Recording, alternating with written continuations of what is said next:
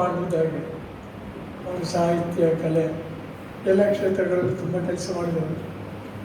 ಅವ್ರು ಮಾತಾಡಬೇಕಂತ ಹೇಳಿದ್ದು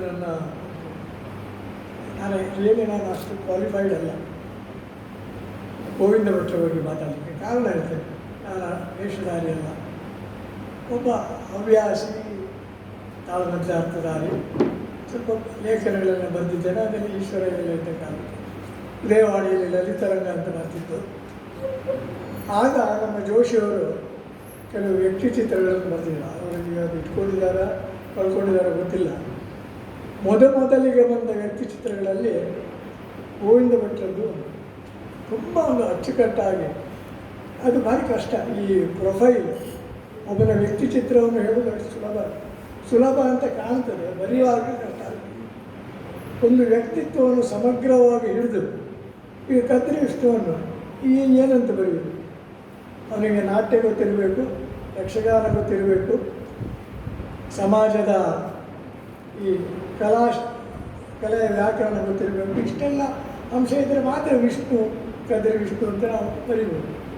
ಇಲ್ಲಾಂದರೆ ಸರ್ವಾಂಗ ಸುಂದರ ವೇಷ, ಇದು ತೆಂಗುತಿಟ್ಟಿನ ಪರಂಪರೆ, ಇಷ್ಟು ಬರೀಬೋದು. ಹಾಗಲ್ಲ.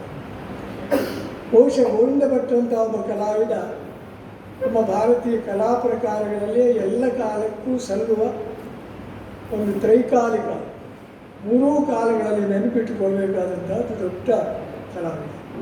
ಮೊದಲಿಗೆ ನಿಮ್ಮೆಲ್ಲರ ಪರವಾಗಿ ಮತ್ತು ಯಕ್ಷಗಾನದ ರಸಿಕರ ಪರವಾಗಿ ನನ್ನ ಹೃದಯಪೂರ್ವಕ ನಮಸ್ಕಾರ. ಎಲ್ಲರೂ ತುಂಬ ಚೆಂದ ಮಾತಾಡಿದರು. ನನಗೆ ಕೂತಲ್ಲಿಗೆ ರೋಮಾಂಚನ ಆಗುವಷ್ಟು ಚೆನ್ನಾಗಿ ನಮ್ಮ ಸ್ನೇಹಿತರಾದಂಥ ಗೋಡಿಮೂರು ಸಂಜು ಮಾತಾಡಿದರು. ಎಷ್ಟು ಚೆನ್ನಾಗಿ ಅವರ ವ್ಯಕ್ತಿತ್ವವನ್ನು ಇಟ್ಟು ನನಗೆ ಗೊತ್ತಿರುವಂಥದ್ದು. ನಾನು 60 ವರ್ಷಗಳಿಂದ ಅವರ ಹಲವಾರು ವೇಷಗಳನ್ನು ನೋಡಿದ್ದೇನೆ, ತಾಳ್ಮದ್ದೆ ಅರ್ಥ ಕೇಳಿದ್ದೇನೆ. ಅವರೊಟ್ಟಿಗೆ ಓಡೋದು ಯಾವಾಗ ನಮ್ಮ ಮನೆಗೆ ಬರ್ತಿದ್ದರು. ಧರ್ಮಸ್ಥಳ ಮೇಳ ಹೋಗಿದ್ರೆ ಬೆಳ್ತಂಗಡಿಯಲ್ಲಿ ಸೇವೆ ಆಗ್ತಾಯಿದ್ರೆ ನಮ್ಮಲ್ಲಿ ಬರುತ್ತಿತ್ತು. ಅಂತ ಅನೇಕ ಸಂದರ್ಭ ನನ್ನ ತಿರುಗಾಟಗಳಿಂದ ಕಳ್ಕೊಂಡಿದ್ದೆ. ಆ ದುಃಖ ನನಗುಂಟು. ಅದಕ್ಕಾಗಿ ನಾನು ಇವತ್ತು ಬಂದದ್ದೇ ಅಂತ. ಅನೇಕ ಸಲ ಗೋವಿಂದ ಭಟ್ರು ನಮ್ಮ ಮನೆಗೆ ಒಂದು ಊಟ ಮಾಡಬೇಕು ಅಂತ ಇರ್ತಿತ್ತು ನನಗೆ. ಆ ತಿಂಗಳಲ್ಲಿ ನಾನು ಎಲ್ಲ ಹೋಗಬೇಕು. ನನಗೆ ನನ್ನವರು ತೀರಿ ಹೋದಾಗಲೂ ಅದು ತುಂಬ ಬೇಜಾರು. ಬಂದಿದ್ದಾರೆ, ಅಲ್ಲಿ ಈಚೆಗೆ ಬಂದಿರಲಿಲ್ಲ. ಹಾಗೆ ಎಲ್ಲಿ ನೋಡಿದ್ರು ಎಂಥ ಪ್ರೀತಿಯಿಂದ ಮಾಡ ಅವರ ಶಿಷ್ಯನೂ ಅಲ್ಲ, ಒಡನಾಡಿ ಕೂಡ ಅಲ್ಲ. ಹಾಗೆ ಒಂದು ಅತ್ಯಂತ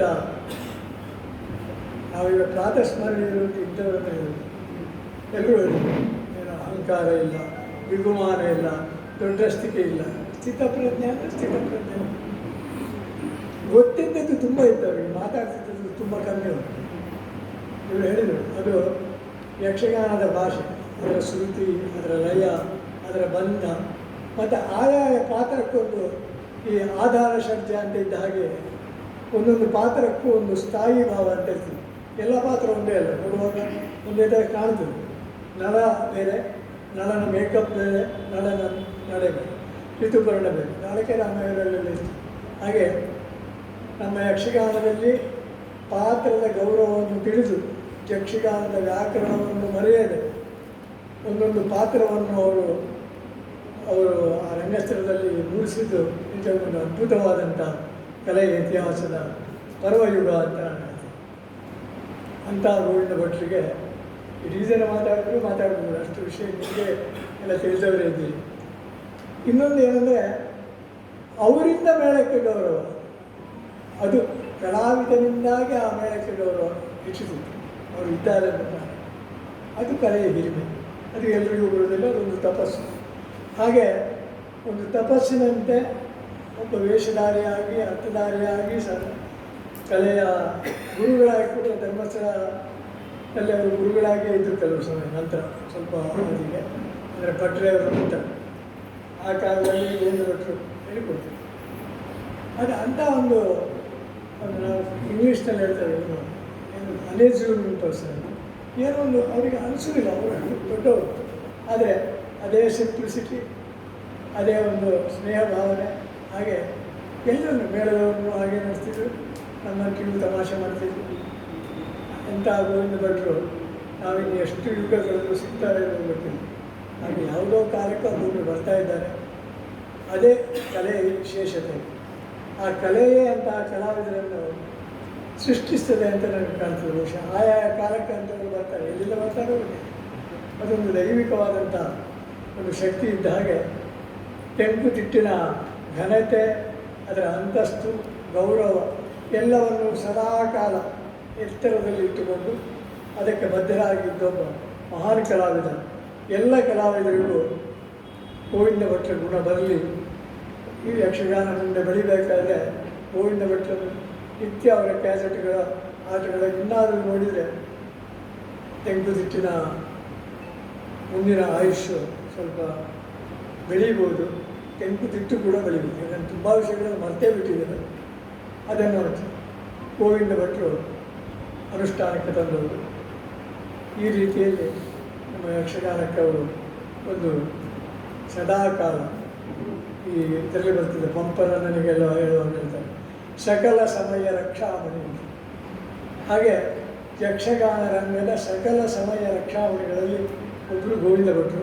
ಅವರಿಗೆ ನನ್ನ ಶಿರಸಾಷ್ಟಾಂಗ ನಮಸ್ಕಾರಗಳನ್ನು ಹೇಳ್ತಾ ಮತ್ತೆ ಮತ್ತೆ ಅವರನ್ನು ಸ್ಮರಿಸ್ತಾ, ಮುಂದೆ ಜನ್ಮಾಂತರದಲ್ಲಿ ನಂಬಿಕೆ ಇದ್ದವ ನಾನು, ಮುಂದೆ ನಾವೆಲ್ಲರೂ ಒಟ್ಟಾದರೂ ಆಗುವುದು ಹಾಗೆ ಹಾರೈಸಿ ಎಲ್ಲರಿಗೂ ಇಷ್ಟು ನನ್ನನ್ನು ಸಹಿಸಿಕೊಂಡದಕ್ಕೆ ನಮಸ್ಕಾರ ಹೇಳಿ ವಿಶೇಷವಾಗಿ ಕಲ್ಕೊಂಡು ನೀವು ಹೇಳಲಿಕ್ಕೆ ಮಾತಾಡಬೇಕು. ನಮ್ಮೆಲ್ಲರದ್ದು ಸಜ್ಜನಿಕೆ ಅಪೇಕ್ಷೆ ಯಾವಾಗಲೂ ಕೃಷ್ಣರೊಟ್ಟಿಗೆ ಬಿಟ್ಟಿದ್ರು ಆಗ್ಬೋದು ಅಂತ ಹೇಳ್ಕೊಂಡೆ ನಮಗೆ ಇರ್ತದೆ ಮನಸ್ಸು. ವಿನಯಾಚಾರ್ಯ ಹೇಳಿದ್ರು, ಒಂದು ನಮ್ಮದು ವಿಶೇಷ ಅನುಭವ ಉಂಟು ಹೇಳಿಬಿಡ್ತೇನೆ ಅಂತ. ಬನ್ನಿ ವಿನಯಾಚಾರ್ಯ.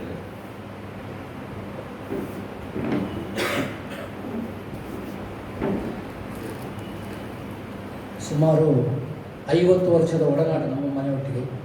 ಹತ್ತಿರದಲ್ಲಿ ಎಲ್ಲಿ ಆಟ ಆದರೂ ಅವರಿಗೆ ಬೇಕಾದ ಒಂದು ಸ್ನಾನ, ಒಂದು ಜಪ, ಅದಕ್ಕೆ ಅನುಷ್ಠಾನಕ್ಕೆ ನಮ್ಮ ಮನೆಗೆ ಬರ್ತಾ ಇತ್ತು. ಎಷ್ಟು ದೊಡ್ಡ ವ್ಯಕ್ತಿತ್ವ, ಏನು ಯಕ್ಷಗಾನ ಎಲ್ಲರೂ ಹೇಳಿದರು.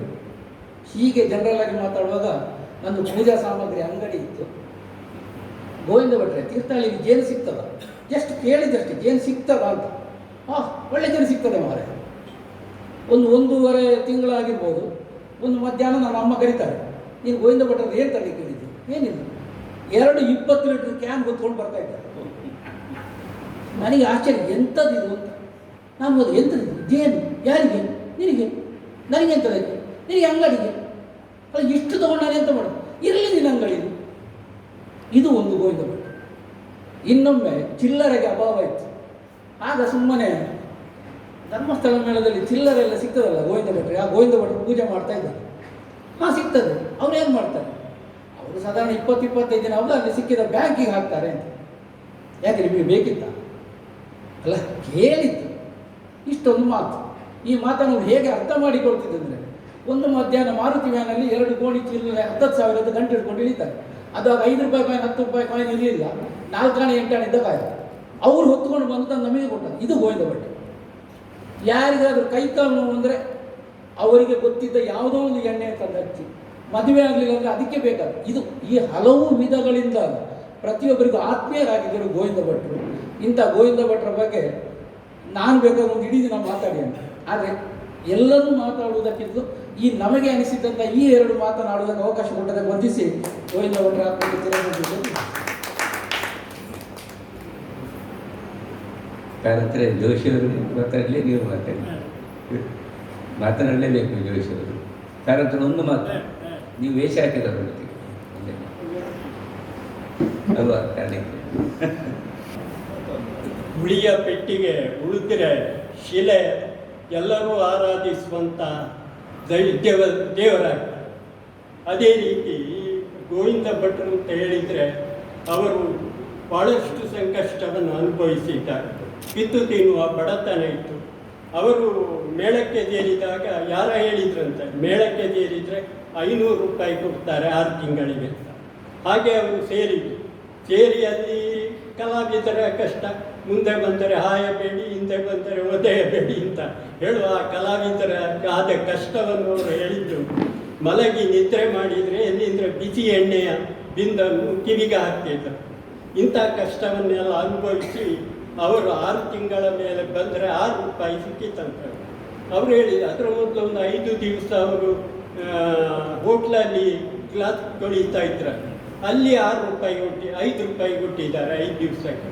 ಇದು 6 ತಿಂಗಳು ವ್ಯವಸಾಯ ಮಾಡಿ 6 ರೂಪಾಯಿ ತಾಯಿ ಹತ್ರ ಹೇಳಿದ್ದಾರಂತ 500 ರೂಪಾಯಿ ಸಿಗ್ತದೆ ಅಂತ. ಅವರಿಗೆ ಬಹಳ ಇದಾಯಿತು, ವ್ಯಸನ ಆಯಿತು. ತಾಯಿಗೆ ಹೇಗೆ ಹೇಳುದು 6 ರೂಪಾಯಿ ಸಿಕ್ಕಿತ್ತು ಅಂತ. ಆ ರೀತಿ ಗೋವಿಂದ ಭಟ್ರು ಭಾಳ ಕಷ್ಟವನ್ನು ಅನುಭವಿಸಿದ್ದ. ಆಮೇಲೆ ಅಲ್ಲಿಗೆ ಅವರು ಬಿಡ್ತಿದ್ರೆ, ಮೇಳ ಬೇಡ ಅಂತ ಬಿಡ್ತಿದ್ರೆ ಯಕ್ಷಗಾನಕ್ಕೆ ದೊಡ್ಡ ನಷ್ಟ ಆಗ್ತಿತ್ತು. ಅವರು ಆದರೂ ಮತ್ತೆ ಅದನ್ನು ಸಾಧನೆ ಮಾಡಿದರು. ಸಾಧನೆ ಅಂತ ಹೇಳಿದರೆ ಈ ರೇಷ್ಮೆ ಹುಳ ಸಿಕ್ಕಿದ ಎಲೆಯನ್ನೆಲ್ಲ ತಿಂದು ಮತ್ತೆ ಪರಿಶುದ್ಧವಾದಂಥ ರೇಷ್ಮೆ ನೂಲನ್ನು ಅದು ಹೊರಗೆ ಇಡುತ್ತೆ. ಅದೇ ರೀತಿ ಇವರು ಸಿಕ್ಕಿದವರ ಸೇವೆ ಮಾಡಿದರು, ಸಿಕ್ಕಿದವರ ಗುರುತ್ವವನ್ನು ಅನುಭವಿಸಿದರು. ಆಮೇಲೆ ಇವರು ಸಿಕ್ಕಿದ ಪುಸ್ತಕ ಎಲ್ಲ ಓದಿದರು, ಈಚೆಯಿಂದ ವಿದ್ವಾಂಸನೂ ಆದರು. ಆಮೇಲೆ ಕಥಕ್ಕಳಿ, ಕೂಚಿಪುಡಿ ಮತ್ತು ಭರತನಾಟ್ಯ, ಅದು ರಾಜಣ್ಣಯ್ಯರ ಹತ್ರ ಭರತನಾಟ್ಯವನ್ನು ಕಲಿತಿದ್ದಾರಂತೆ. ಇದನ್ನು ರಂಗದಲ್ಲಿ ಯಕ್ಷಗಾನೀಯವಾಗಿ ತೋರಿಸಿತು. ಎಲ್ಲರೂ ಬೆರಗಾದ ಗೋವಿಂದ ಭಟ್ರ ಕೆಲಸ ಅದ್ಭುತ ಅಂತ ಹೇಳಿದರು.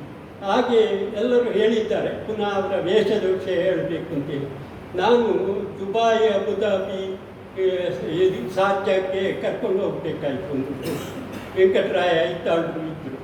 ಆಗ ಒಂದು ಧರ್ಮಸ್ಥಳದ ಸೆಟ್ಟನ್ನು ನಾನು ನಿಗದಿಪಡಿಸಿದೆ. ಗೋವಿಂದ ಭಟ್ರು, ಶ್ರೀಧರ್ ಭಂಡಾರಿ, ಪುತ್ತೂರು ನಾರಾಯಣ ಹೆಗ್ಡೆ, ನಯನ್ ಕುಮಾರ್, ಬಲಿಪರ್ ಪದ್ಯಕ್ಕೆ ಮತ್ತು ಚಿಪ್ಪಾರ್ ಕೃಷ್ಣ ಬಲ್ಲಾರ್ ಮತ್ತು ನಾನು ಹೀಗೆ ಒಂದು ಸೆಟ್ ಮಾಡಿ ಹೋದೆವು. ಆಗ ಲವಕುಶರ ಕಾಲ, ಲವ ಶ್ರೀಧರ್ ಭಂಡಾರಿ, ಕುಶ ಗೋವಿಂದ ಭಟ್ರು, ನಾನೊಂದು ರಾಮ ಮಾಡಬೇಕಾಯಿತು. ಹಾಗೆ ಅದು ನನಗೊಂದು ಬಹಳ ಅನುಭವ, ಮರೆಯಲಾರದಂಥ ನೆನಪು. ಅವರ ಕುಶನಿಗೆ ನಾನೊಂದು ರಾಮ ಮಾಡಿದ್ದು. ಈ ರೀತಿ ಗೋವಿಂದ ಭಟ್ರು ನನ್ನ ಮೇಲೆ ಭಾಳ ಪ್ರೀತಿ ಇತ್ತವರಿಗೆ. ಮೊನ್ನೆ ಅವರಿಗೆ ಸೌಖ್ಯ ಇಲ್ಲ ಅಂತ ತಿಳಿದ ಕ್ಷಣ ಇವರು USA ಮಿಚಿಗಾನ್ ಯಕ್ಷಗಾನ ಸಂಗಮ ಅವರೊಂದು 70,000 ಮಾಡಿ ನನ್ನ ಅಳಿಯ ಪುರುಷೋತ್ತಮ ಮರಕಡ ಅವರು ಅದನ್ನು ತಗೊಂಡು ಬಂದು ನಾವು ಆಸ್ಪತ್ರೆಗೆ ಹೋಗಿ ಅದನ್ನು ಕೊಟ್ಟು ಅವರ ಯೋಗಕ್ಷೇಮವನ್ನು ವಿಚಾರ ಮಾಡಿದ್ದು. ಆಮೇಲೆ 2 ತಿಂಗಳ ಮೇಲೆ ಪುನಃ ಬಂದಾಗ BC ರೋಡಿನಲ್ಲಿ ಅವರ ಮಗನ ಮನೆ ಉಂಟು, ಅಲ್ಲಿಗೆ ಹೋಗಿ 1 ಗಂಟೆಗಳ ಕಾಲ ಅವರಲ್ಲಿ ಸಂಭಾಷಣೆ ಮಾಡಿದ್ದೇವೆ. ಎಲ್ಲ ನೆನಪುಂಟು. ಅಷ್ಟು ಇಳಿ ವಯಸ್ಸಿನಲ್ಲಿ ಅದು ಹೇಗೆ ನೆನಪು, ಅವರ ಆರಂಭದಿಂದ ಹೇಳಿ 1 ಗಂಟೆಯವರೆಗೆ ನಾವು ಸಂಭಾಷಣೆ ಮಾಡಿದ್ದೇವೆ. ಇದೆಲ್ಲ ಮರೆಯಲಾರದಂಥ ನೆನಪು. ಅವರು ಈ ಸರಸ್ವತಿ ದೇವಿ ಬರೇ ಹಣ್ಣುಕಾಯಿ ಮಾಡಿ ಕೈ ಮುಗಿದ್ರೆ ಅನುಗ್ರಹ ಮಾಡುವುದಿಲ್ಲ, ಸಾಧನೆ ಮಾಡಿದರೆ ಮಾತ್ರ ಅವಳ ಅನುಗ್ರಹ ಉಂಟು. ಹಾಗೆ ಇವರು ಬಹಳ ಸಾಧನೆ ಮಾಡಿದ್ದಾರೆ. ಆದ ಕಾರಣ ಅವರಿಗೆ ಸರಸ್ವತಿ ದೇವಿಯ ಪೂರ್ಣ ಅನುಗ್ರಹ ಸಿಕ್ಕಿದೆ. ನಾನು ಮೇಳಕ್ಕೆ ಚೌಕಿಗೆ ಒಂದು ಬಾರಿ ಕಡಿಮೆ ಒಮ್ಮೆ ಹೋಗ್ತೇನೆ ಧರ್ಮಸ್ಥಳ. ಹೋದ ಕೂಡಲೇ ಅವರು ನನ್ನನ್ನು ಬಹಳ ಆದರಪೂರ್ವಕವಾಗಿ ಸ್ವಾಗತಿಸಿ ಪ್ರಸಾದ ಕೊಡಿಸಿ ಎಲ್ಲ ಮಾಡ್ತಿದ್ರು. ನನ್ನ ಮೇಲೆ ಭಾಳ ವಿಶ್ವಾಸ ಇತ್ತು. ಮೊನ್ನೆಯೂ ಅವರು ಭಾಳ ವಿಶ್ವಾಸದಲ್ಲಿ ಮಾತಾಡಿದರು. ನನಗೆ ಒಂದು ಸಮಾಧಾನ, ಅವರ ಕೊನೆಯ ಕಾಲಕ್ಕೆ ನಾವು ಹೋಗಿ ಅವರನ್ನು ಭೇಟಿಯಾಗಿ ಸಂಭಾಷಣೆ ನಡೆಸಿದೆವಲ್ಲ, ಆ ನೆನಪು ನನಗೆ ಹಚ್ಚ ಹಚ್ಚರು. ಅದು ಎಂದು ಮರೆಯುವುದಕ್ಕೆ ಸಾಧ್ಯ. ಇಂತಹ ಮಹಾಚೇತನ. ಅದೇ ಅವರು ಯಾವ ವೇಷವೂ ಮಾಡಿದರು. ವೇಷದ ವಿಷಯ ಹೇಳುವುದಿಲ್ಲ, ಎಲ್ಲರೂ ನಮ್ಮ ಸಂಜೆಯರು ಬಹಳಷ್ಟು ಹೇಳಿದರು. ಆದ ಕಾರಣ ಇನ್ನು ನಾವು ಹೇಳಬೇಕಾದ ಅವಶ್ಯಕತೆ ಇಲ್ಲ. ಅವರು ಆ ಒಂದು ಅವರ ನಾಟ್ಯ ಮತ್ತು ಮಾತು ಅದಕ್ಕೆಲ್ಲ ಎಷ್ಟು ಬೇಕು ಲಿಮಿಟ್ ಅದು ಅತಿಯಾಗಲಿಕ್ಕೆ ಇಲ್ಲ. ಅವರು ಹೇಳುವುದುಂಟು, ಅತಿಯಾಗಬಾರ್ದು, ಕಡಿಮೆ ಅಂತಾದರೂ ಅದಕ್ಕೆ ಅತಿಯಾಗಬಾರ್ದು. ಅದನ್ನೆಲ್ಲ ಅವರು ಇದು ಮಾಡಿದ ಕಾರಣ ಇಷ್ಟು ಹೆಸರು ಅವರಿಗೆ ಬಂತು. ಅವರ ಆತ್ಮಕ್ಕೆ ನಾನು ವಂದಿಸಿ ನನ್ನ 2 ಮಾತು